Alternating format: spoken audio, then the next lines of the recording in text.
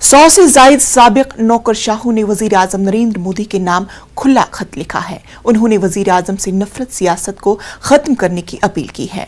खत में लिखा गया है कि जिस तेजी के साथ हमारे मेमारों के जरिए तैयार करदा आईनी इमारत को तबाह किया जा रहा है, वो हमें बोलने और अपना गुस्सा और दर्द जाहिर करने के लिए मजबूर करता है। अक़लियतों बिलखुसूस मुसलमानों के खिलाफ हालिया कुछ बरसों के दौरान हुए तशद्दुद का हवाला खत में दिया गया और इस समाजी खतरे पर वजीर आजम की खामोशी पर सवाल उठाए गए हैं।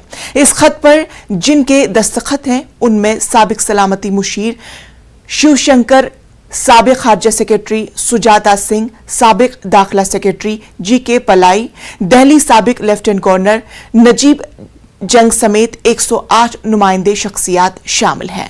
साबिक नौकरशाहों ने ख्वाहिश की है कि वजीर आजम नरेंद्र मोदी आजादी के अमृत महोत्सव के साल में जानिबदाराना रवैये से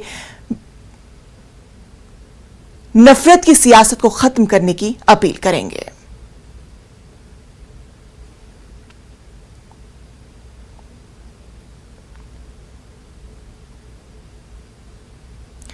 ग्रेट सोमैया पर मुबैना हमले के मामले में महाराष्ट्र बीजेपी का वफ्द आज गवर्नर भगत सिंह कोश्यारी से मुलाकात करेगा।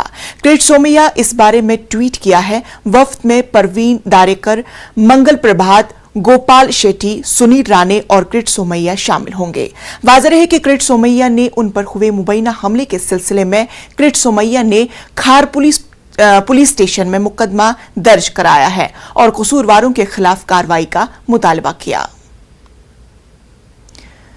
इस पूरे मामले पर हमारे साथ मुंबई से जुड़े हैं हमारे नुमाइंदे वसीम अंसारी। वसीम अंसारी, आज बीजेपी का वफ्द गवर्नर भगत सिंह कोश्यारी से मुलाकात करेगा, क्या कुछ है मजीद तफसील? देखिए, ये जो डेलीगेशन है करीब 12-12:30 बजे के करीब राजभवन पहुंचेगा और वहाँ पे भगत सिंह कोश्यारी जो राज्यपाल हैं उनसे मुलाकात करेंगे। ये जो मुलाकात है काफ़ी अहम मुलाकात इसलिए मानी जा रही है कि पिछले कुछ दिनों से जिस तरह से महाराष्ट्र की सड़कों पर हमने देखा कि बीजेपी वर्सेस शिवसेना दिखाई दे रही है, इस दोनों के बीच में जिस तरह से तनाव की स्थिति बनी और इसके बाद लगातार जो महाराष्ट्र की जो स्थिति है वो अलग दौर पर गुजरती हुई नजर आ रही है, ऐसा माहौल दिखने लगा है। जिस तरह से ग्रेट सोमैया ने आरोप लगाए थे कि उन पर शिवसैनिकों का हमला हुआ, उस हमले की भी वो जांच की मांग करते रहे। सबसे पहले मैं आपको बताना चाहूँगा कि जिस तरह से खार पुलिस स्टेशन में उनके खिलाफ उन्होंने एक मामला दर्ज कराया है जिसमें साफ तौर पर यह कहा है कि फर्जी एफआईआर जो सर्कुलेट हो रहा है मार्केट में और ये जो सर्कुलेट कर रहा है ऐसे अधिकारियों पर कार्रवाई होनी चाहिए, जिसे लेकर उन्होंने शिकायत की। ये बातें वो राज्यपाल के सामने रखेंगे और साथ ही ये बताने की कोशिश करेंगे कि उन्हें किस तरह से नुकसान पहुँचाया गया, उन पर हमला हुआ तो वो उस हमले में घायल हुए। लेकिन इसी बात पर एक और खुलासा आया कि मुंबई के जो बाबा अस्पताल है, सरकारी अस्पताल जहाँ पे